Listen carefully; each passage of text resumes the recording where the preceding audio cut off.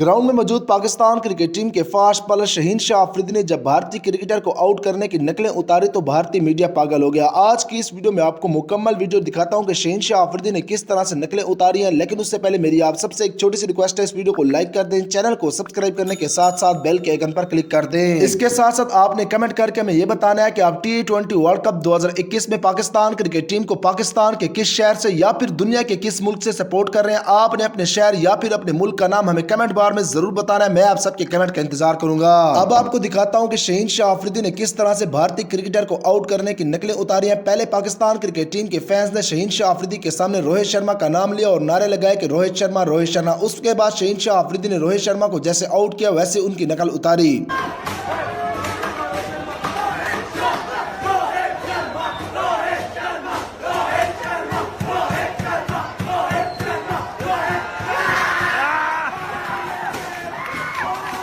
उसके बाद Pakistan cricket team के फैंस शहीन शाह अफरीदी के सामने KL राहुल के नारे लगाने लग गए और कहने लगे कि अब KL राहुल की नकल उतारें।